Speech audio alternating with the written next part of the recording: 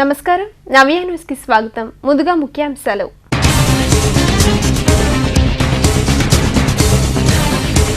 Corona నియంత్రణకు క్షేత్రస్థాయిలో అధికారులు సిబ్బంది కృషి చేయాలి.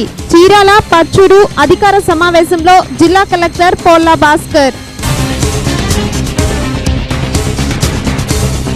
సామాజిక బాధ్యతలో తమ వంతుగా పోలీసులు చిన్నారులకు కోవిడ్ టెస్టుతో పాటు నిత్యావసరాలు పంపిణీ చేసిన రూరల్ సిఐ పాపారావు. దాతృత్వం చాటుకున్న ఐటీసీ కంపెనీ ₹1,00,000 విలువ చేసే మాస్క్, శానిటైజర్లను ఎంపీడీఓకు అందజేసిన ప్రతినిధులు. జిల్లా వ్యాప్తంగా కోవిడ్ నియంత్రణ చర్యలు క్షేత్రస్థాయిలో చేపట్టాలని జిల్లా కలెక్టర్ పోల్లా భాస్కర్ అధికార యంత్రాంగానికి సూచించారు.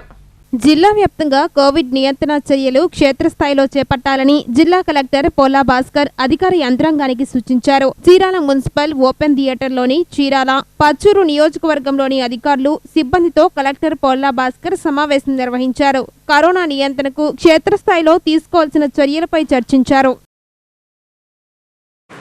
అట్లాగే ఈసారి సెకండ్ వేవ్లో ఆక్సిజన్ రిక్వైర్మెంట్ ఉన్నటువంటి పేషెంట్స్ ఎక్కువ మంది మనకు ఇప్పుడు జనరేట్ అవుతున్నారు. అందువల్లనే కొద్దిగా ఆక్సిజన్ బెడ్స్ విషయంలో అలాగే ఆక్సిజన్ సప్లై విషయంలో ఇప్పుడు ఈ సెకండ్ వేవ్లో మనం ఫోకస్ పెట్టి ప్రకాశం జిల్లా వరకు ఇంతవరకు ఇబ్బంది లేకుండా మనం నిర్వహించుకోగలుగుతున్నాం, నియంత్రణ చేయగలుగుతున్నాం. అయితే ఈ సెకండ్ వేవ్లో గమనించదగ్గ విషయం కూడా ఏంటంటే ఈ పాజిటివిటీ రేట్ అనేది అర్బన్ ఏరియా, పెరిఫెరల్గా ఉన్నటువంటి గ్రామాలు, అట్లాగే రూరల్ ఏరియాస్లో కూడా కొన్ని గ్రామాల్లో ఎక్కువ కేసులు ర్యాపిడ్గా మనకు రిపోర్ట్ అవుతున్నాయి. సహజంగానే గ్రామీణ ప్రాంతాల్లో ఉన్నటువంటి ప్రజలకి వీటి పట్ల అవగాహన తక్కువగా ఉండడం, లాజిస్టిక్స్ సమస్య రావడం, అట్లాగే ఈ అవగాహన తక్కువగా ఉన్న దానివల్ల వాళ్లకు కోవిడ్కి సంబంధించిన లక్షణాలు ఉన్నప్పటికీ కూడా వెల్లడి కాకపోవడం, మనం సర్వేలెన్స్ చేసినప్పటికీ మన దృష్టి వాటి మీద పడకపోవడం, ఈ విలేజ్ కమ్యూనిటీ స్వచ్ఛందంగా ముందుకు రాకపోవడం, దీనివల్ల కేసులు లేటుగా హాస్పిటల్ ప్రజెంట్ అవ్వడం, కాస్త డెత్తులు కూడా మనకు లేటుగా కనిపిస్తుంది. సో అందు గురించి ఇప్పుడు ప్రభుత్వం ఈ కోవిడ్ మేనేజ్మెంట్ యాక్టివిటీస్ విషయంలో కొద్దిగా డీసెంట్రలైజ్ చేయాలి, కమ్యూనిటీని మనము సంసిద్ధం చేయాలి. విలేజ్ అంటే గ్రామ పంచాయతీ యూనిట్గా తీసుకుంటే కమ్యూనిటీ యాక్షన్ అండ్ కోఆర్డినేషన్ మనం గట్టిగా చేస్తే కనుక అప్పుడు ఈ గ్రామీణ ప్రాంతాల్లో కోవిడ్ మేనేజ్మెంట్ యాక్టివిటీస్ని మనం విజయవంతంగా హ్యాండిల్ చేసి ప్రజల్ని దీని బారిన పడకుండా కాపాడు. ప్రతి ఒక్క పోలీసు సిబ్బంది తమ విధులతో పాటుగా సేవా దృక్పథాన్ని అలవర్చుకోవాలని టూ టౌన్ సిఐ పాపారావు పేర్కొన్నారు. ప్రతి ఒక్క పోలీస్ సిబ్బంది తమ విధులతో పాటు సేవా దృక్పథాన్ని అలవర్చుకోవాలని టూ టౌన్ సిఐ పాపారావు పేర్కొన్నారు. ఆపరేషన్ ముస్కాన్ కార్యక్రమంలో భాగంగా కొంతమంది చిన్నారులను గుర్తించారు. వీరికి కరోనా పరీక్షలు కూడా నిర్వహించారు. ఇందులో కొత్తపేట రోసయ్య కాలనీకి చెందిన ఓ బాలుడుకు పాజిటివ్ వచ్చింది. దీంతో ఆ బాలుడికి సిఐ పాపారావు చేతుల మీదుగా కొంత నగదును, బియ్యాన్ని అందజేశారు. వీటితో పాటు ఆ గ్రామంలో ఉన్న పేదవారికి సుమారు 80 మందికి కూరగాయలను కానిస్టేబుల్ సుబ్బారావు, ఊరా మస్తాన్రావు సహకారంతో అందజేశారు. ఈ సందర్భంగా సిఐ కానిస్టేబుల్ సుబ్బారావును, దాతను అభినందించారు. అనంతరం దాత సుబ్బారావు మాట్లాడుతూ జిల్లా SP, Chirala DSP, two town సిఐల స్ఫూర్తితో ఫ్రెండ్లీ పోలీసింగ్ లో భాగంగా ఈ కార్యక్రమాన్ని ఏర్పాటు చేసి కరోనా సమయంలో వారిని ఆదుకోవడం జరిగిందని, ప్రతి ఒక్కరూ సేవాభావంతో ముందుకు వచ్చి సహాయ సహకారాలు అందజేయాలని కోరారు.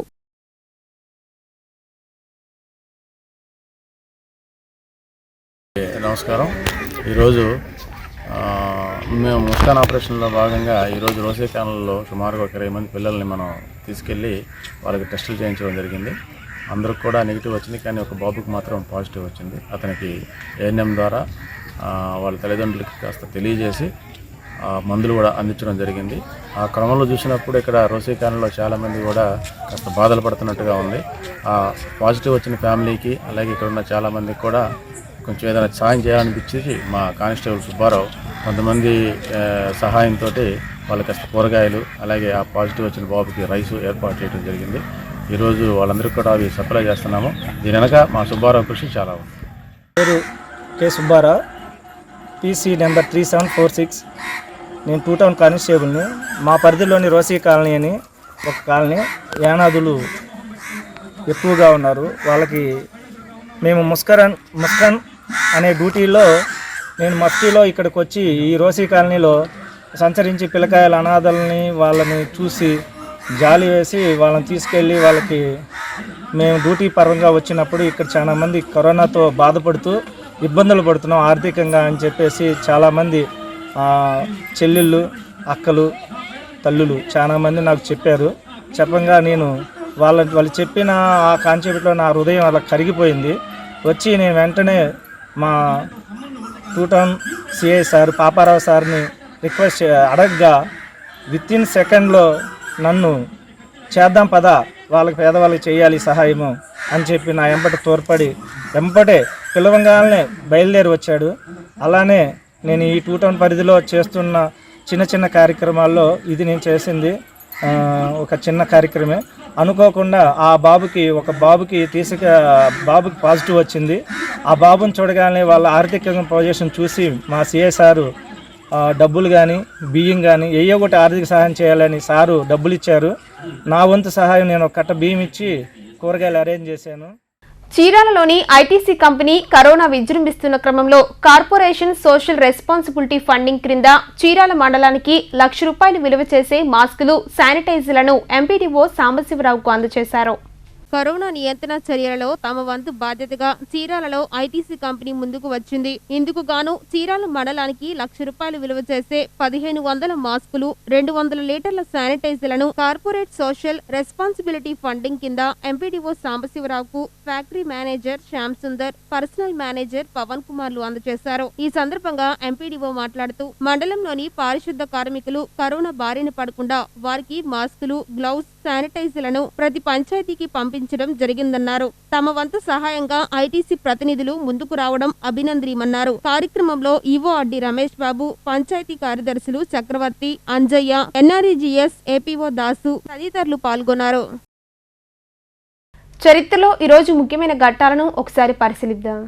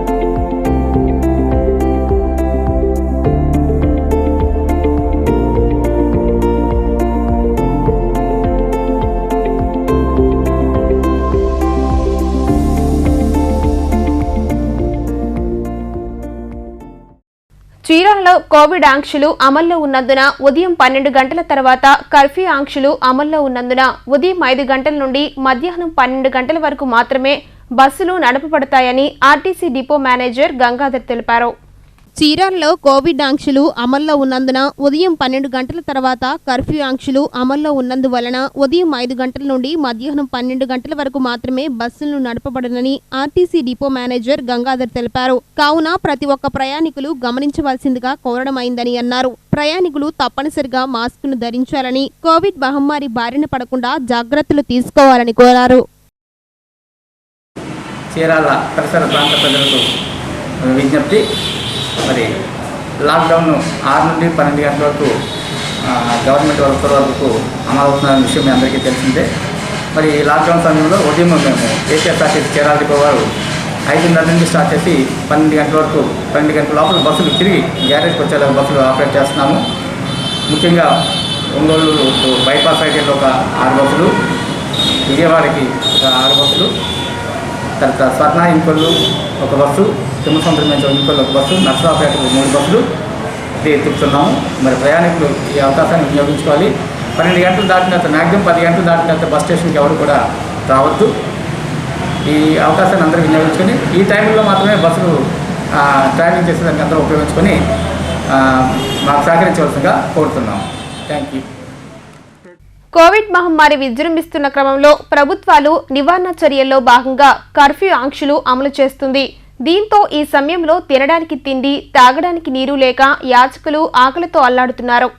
కోవిడ్ మహమ్మారి విజృంభిస్తున్న క్రమంలో ప్రభుత్వాలు నివారణ చర్యల్లో భాగంగా కర్ఫ్యూ ఆంక్షలు అమలు చేస్తుంది. ఈ క్రమంలో చీరాల పట్టణంలోని అన్ని దుకాణ సముదాయాలు మూసివేశారు. దీంతో రోజు మొత్తంగా 6 గంటలు మినహాయిస్తే మిగిలిన సమయమంతా కర్ఫ్యూ అమలవుతుంది. ఈ సమయంలో ఏ తోడు లేని వృద్ధులు, యాచకులు పరిస్థితి దయనీయంగా మారింది. పట్టణంలోని స్థానిక రైల్వే ఓవర్ బ్రిడ్జ్ కింద తలదాచుకుంటున్న అనేక మంది యాచకులు తినడానికి తిండి లేక, తాగడానికి నీరు దొరక్క ఆకలితో అల్లాడుతున్నారు. దాతలు ఎవరైనా స్పందించి తమ ఆకలి తీర్చి ఆదుకోవాలని వాపోతున్నారు. కరోనా వల్ల మేము ఎటు పోలేక మేము బ్రిడ్జి కింద ఉన్నాం. అయితే 4 ఏళ్ళకి పోతేనేమో అయ్యా లేదు అంటున్నారు. మేము బ్రిడ్జి కింద ఉన్నాం, బ్రిడ్జి కింద పడుకున్నాం. నాకేమో షూ బాపడదు. అయ్యా మా పరిస్థితి అలా ఉంది, మరి ఏం చేయాలో అర్థం కావట్లేదు. మాకు ఆరోగ్య పరిస్థితి కూడా ఏం బాగోలేదు. మాకు మున్సిపాలిటీ వాళ్ళు కానీ ఇంకా ఎవరన్నా కానీ మమ్మల్ని పట్టించుకునే పరిస్థితి లేదు. కరోనా వచ్చింది కాబట్టి మన చూసేవాళ్ళు లేరు, మొద్దు పెట్టట్లేదు. మా బతుకులే లాగున్నాయి. మున్సిపాలిటీ దాని కింద పడుకుంటున్నాం. మమ్మల్ని చూసే నాదులు లేదు. మీదయా మా ప్రార్థన. రాష్ట్ర, జాతీయ స్థాయిలో నేటి కరోనా సమాచారాన్ని ఒకసారి చూద్దాం. దేశంలో కరోనా వైరస్ సెకండ్ వేవ్ విజృంభణ కొనసాగుతూనే ఉంది. కేసుల సంఖ్య స్వల్పంగా తగ్గుముఖం పడుతున్నప్పటికీ మరణాలు పెరుగుతుండటం ఆందోళన రేపుతుంది. వరుసగా 6వ రోజు 3 లక్షలకు దిగువన రోజువారీ కేసులు వెలుగు చూశాయి. గడిచిన 24 గంటల్లో 2,57,299 పాజిటివ్ కేసులు నమోదయ్యాయి. నిన్న ఒక్కరోజే 4,194 మంది కోవిడ్ తో మృత్యువాత పడ్డారు. దీంతో కరోనా పాజిటివ్ కేసుల సంఖ్య 2,62,89,290 చేరింది. ఇప్పటి వరకు 2,95,525 మంది ప్రాణాలు విడిచారు. ఈ మేరకు కేంద్ర వైద్య ఆరోగ్య శాఖ కరోనాపై హెల్త్ బులెటిన్ ను విడుదల చేసింది. దీని ప్రకారం నిన్న ఒక్కరోజు 3,57,630 మంది కరోనాను జయించగా మొత్తం 2,30,70,365 మంది కోలుకున్నారు. ఇక దేశవ్యాప్తంగా ప్రస్తుతం 29,23,400 యాక్టివ్ కేసులు ఉన్నాయి. ఇప్పటి వరకు 19,33,72,819 మంది వ్యాక్సిన్ తీసుకున్నారు. దేశంలో 87.25% రికవరీ రేటు ఉంది. మరణాల రేటు 1.12గా ఉంది. ఆంధ్రప్రదేశ్లో కరోనా వైరస్ తీవ్రత కొనసాగుతుంది. ఈసారి పాజిటివ్ కేసుల సంఖ్య కాస్త తగ్గినా మరణాలు ఆందోళన కలిగిస్తున్నాయి. గడిచిన 24 గంటల్లో 92,231 శాంపిల్స్ పరీక్షించగా 20,937 మందికి కరోనా పాజిటివ్ గా నిర్ధారణ అయింది. అటు నిన్న మహమ్మారి కారణంగా 104 మంది మృత్యువాత పడ్డారు. ఇక ఇప్పటి వరకు రాష్ట్ర వ్యాప్తంగా 15,42,079 పాజిటివ్ కేసులు నమోదు కాగా ఇందులో 2,09,156 యాక్టివ్ కేసులు ఉన్నాయి. గడిచిన 24 గంటల్లో 20,811 మంది కోవిడ్ నుంచి కోలుకోవడంతో ఇప్పటిదాకా 13,23,019 మంది రికవర్ అయ్యారు. అటు రాష్ట్రంలో మొత్తం 9,904 మంది కరోనా కారణంగా ప్రాణాలు కోల్పోయారు. చీరాల ఓపెన్ ఎయిర్ థియేటర్లో చీరాల, పచ్చూరు రెవెన్యూ ఆశా వర్కర్స్, వైద్య సిబ్బందితో కోవిడ్ స్పెషల్ ఆఫీసర్ గిరిధర్ సమావేశం నిర్వహించారు. చీరాల ఓపెన్ ఎయిర్ థియేటర్లో చీరాల, పచ్చూరు రెవెన్యూ ఆశా వర్కర్స్, వైద్య సిబ్బందితో కోవిడ్ స్పెషల్ ఆఫీసర్ గిరిధర్ సమావేశం నిర్వహించారు. ఈ సందర్భంగా ఆయన మాట్లాడుతూ అధికారులు కోవిడ్ నివారణ చర్యలు కట్టుదిట్టం చేయాలని, పచ్చూరు, చీరాలలోని అన్ని మండలాల్లోని ప్రజలకు కోవిడ్ వ్యాధిపై అవగాహన కల్పించాలని, గ్రామాల్లో ఫీవర్ సర్వేను నిర్వహించి కోవిడ్ బాధితులను గుర్తించి సత్వరమే వైద్యం అందేలా చర్యలు చేపట్టాలని, ప్రతి ఒక్కరూ బాధ్యతతో వ్యవహరించాలని, కోవిడ్ నుంచి ప్రజలను రక్షించడమే లక్ష్యమని ప్రతి ఒక్క ఉద్యోగి కృషి చేయాలని కోరారు. అంతకంటే కింద వాళ్ళకి లేదు, నెక్స్ట్ ఓపెన్ అయితే తప్ప కాదు, అంతవరకు వెయిటింగ్. సో వ్యాక్సినేషన్ గురించి డౌట్ లేదు. వ్యాక్సినేషన్ ఒక విధానం అయితే కోవిడ్ నియంత్రించడానికి కోవిడ్ వచ్చినప్పుడు రాకముందు చేసేవి ఉన్నాయి. అవి ఫస్ట్ ఈజ్ ట్రేసింగ్. మనం ఇప్పుడు ఇవాళ ఎన్నో రౌండ్ ఆఫ్ సర్వేలు ఉన్నామండి. 8th round. ఫస్ట్ రౌండ్ నుంచి 7th రౌండ్ దాకా కొంత ప్రిపేర్నెస్లో వెనకబడ్డాం. 7th రౌండ్లో we are identified early detection is early protection.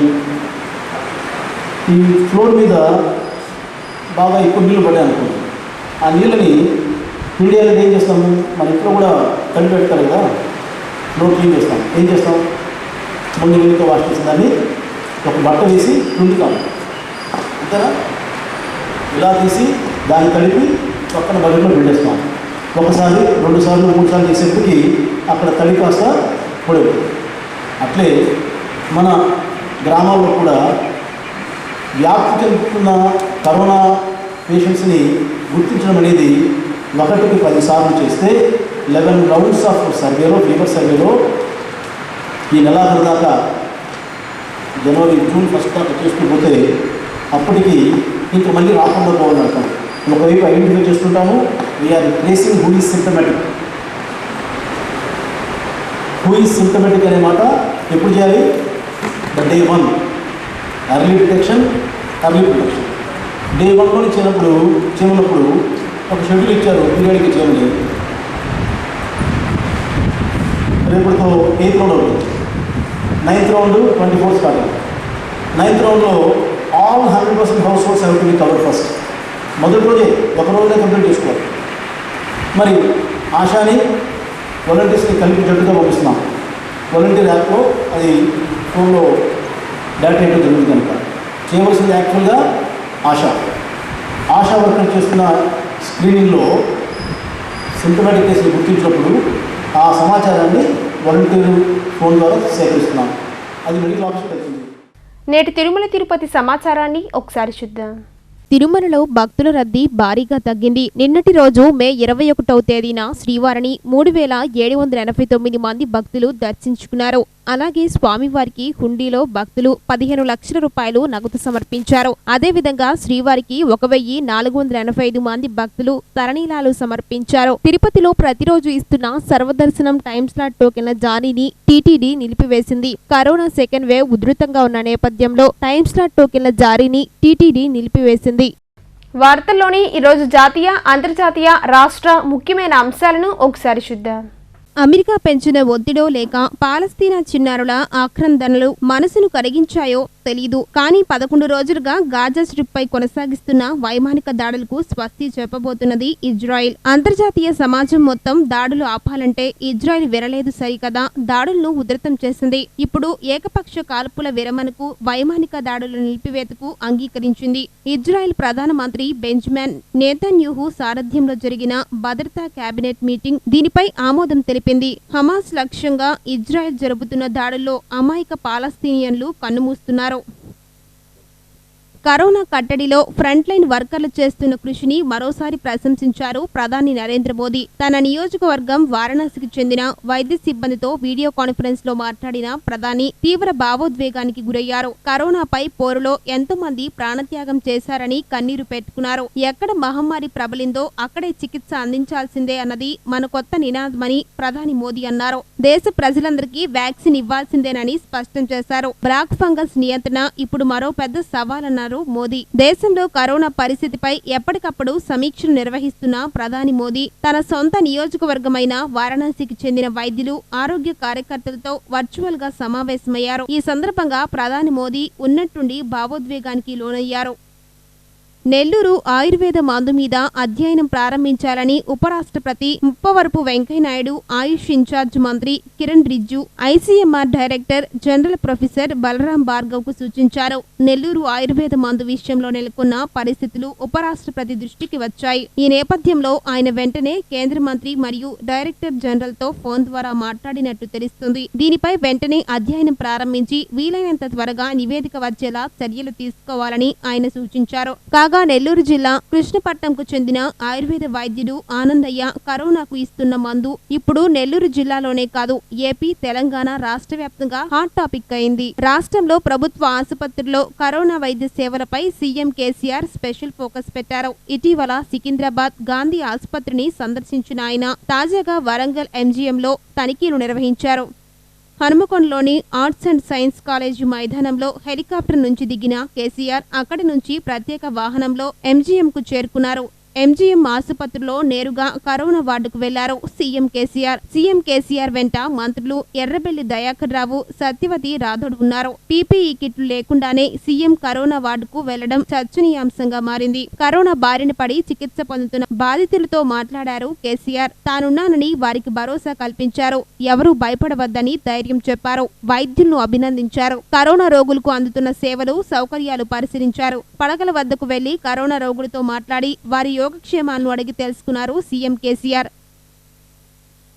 Reserve bank జారీ చేసిన కొన్ని ఆదేశాలను ఉల్లంఘించినందున city union bank, Tamil Nadu mercantile bank మరో 2 రుణదాతలపై రిజర్వ్ బ్యాంక్ ఆఫ్ ఇండియా జరిమానా విధించింది. ఆర్బీఐ మీడియం ఎంటర్ప్రైజెస్ ఆదేశాలు 2017 ఎడ్యుకేషనల్ పై సర్క్యులర్లో ఉన్న కొన్ని నిబంధనలకు విరుద్ధంగా లేదా పాటించని కారణంగా సిటీ యూనియన్ బ్యాంక్ లిమిటెడ్ కు 1 కోటి జరిమానా విధించారు. రుణ పథకం, వ్యవసాయానికి క్రెడిట్ ప్రవాహం, వ్యవసాయ రుణాలు, మార్జిన్, భద్రతా అవసరాల మాఫీ, అదేవిధంగా బ్యాంకుల్లో సైబర్ సెక్యూరిటీ ఫ్రేమ్వర్క్ పై జారీ చేసిన కొన్ని నిబంధనలను పాటించినందుకు తమిళనాడు మర్కంటైల్ బ్యాంకుకు ₹1 కోటి జరిమానా విధించినట్లు మరో ప్రకటనలో ఆర్బీఐ తెలిపింది. ఆస్ట్రేలియాతో టెస్ట్ సిరీస్ కోసం భారత మహిళా జట్టు రెడీ అవుతుంది. తొలి డే నైట్ టెస్టు ఆడేందుకు సిద్ధమవుతుంది భారత మహిళా క్రికెట్ జట్టు. ఈ విషయాన్ని బీసీసీఐ సెక్రటరీ జైషా వెల్లడించారు. ఈ ఏడాది చివరిలో ఆస్ట్రేలియా పర్యటనలో ఈ మ్యాచ్ నిర్వహించనున్నామని తెలిపారు. మహిళల క్రికెట్ ను ప్రోత్సహించడంలో భాగంగానే ఈ నిర్ణయం తీసుకున్నట్లు ఆయన ట్విట్టర్ వేదికగా ప్రకటించారు. మహిళా క్రికెట్ పట్ల మా నిబద్ధతకు కట్టుబడి ఉన్నాం. ఆస్ట్రేలియాతో జరిగే టెస్టు సిరీస్ లో టీమిండియా మహిళలు తొలి పింక్ బాల్ టెస్ట్ ఆడబోతున్నారని తెలిపేందుకు సంతోషిస్తున్నా అని జైషా ట్వీట్ చేశారు. వార్తలు ముగించే ముందుగా ముఖ్యాంశాలు మరోసారి.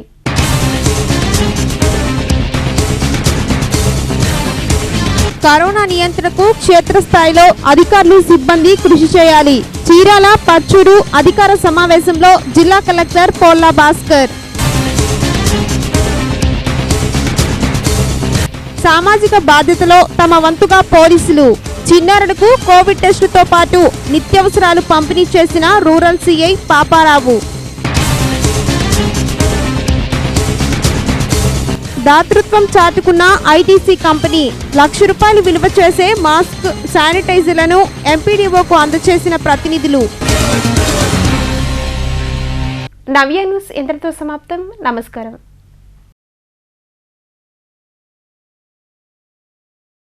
నవ్య న్యూస్ సమర్పించిన వారు crystal Honda, salmon centre, Chirala.